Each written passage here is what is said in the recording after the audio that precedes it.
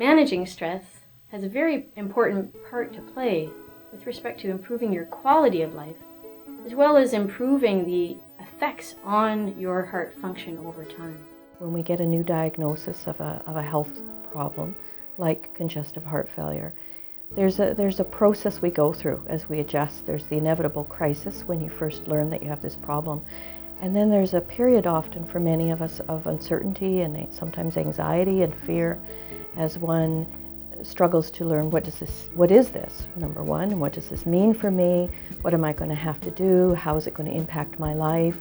And until one can to arrive at the point where you feel confident that you're able to understand the disease, manage the symptoms, follow the treatment, feel confident that you know when you need to call for help and that you feel fairly settled in your life, there's often some ups and downs emotionally that people experience. And so it is a time of adjustment, really, is what we call that. And so that's a time often where people would appreciate more support and the opportunities to talk with friends, family, helping professionals as they work through the meaning of this disease in their life. Initially, I think I was really, really frightened. I was amazingly upset that this had happened and thought this is going to be the end of our life.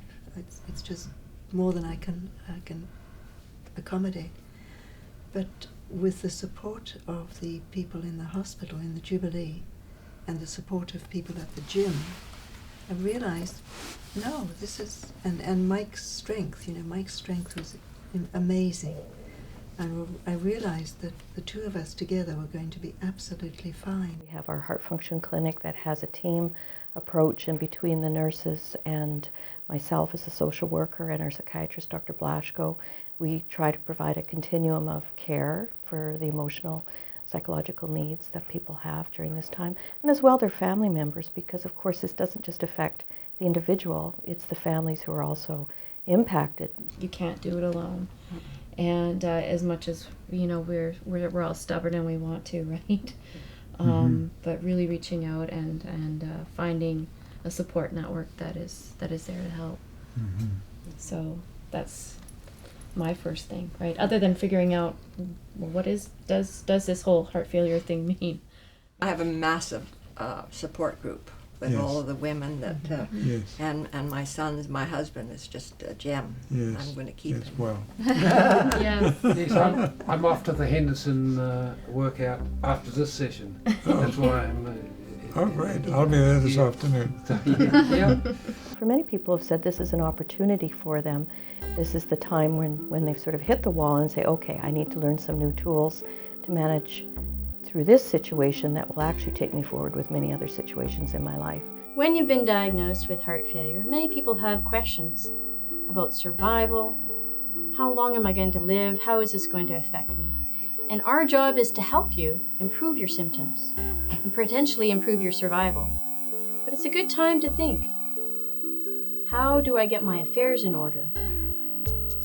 Our job is to help improve your symptoms and sometimes help guide you through that process as well. In an emergency, doctors are supported by law to make decisions on our behalf, but it's those other times that aren't emergent times that we need help, and that's what an advanced care plan addresses, the issues of consent and what people are consenting to. The time lapses from when one has had the heart attack or whatever. You get more and more confident to know, and I think with all the support we have here, it gives us that confidence that we can travel more and feel that we're going to be okay. Yeah. What we've gone through, it's in some ways a gift because we know more so what everybody else doesn't, and that our time here, regardless, is limited. Right, and so we're just more conscious and we're more aware of that. Understanding what are the things that can lead to congestive heart failure are clearly identified in a heart failure zone. And we've worked with the provincial government to create some of these resources that will help you understand when to ask for help or when things are just fine.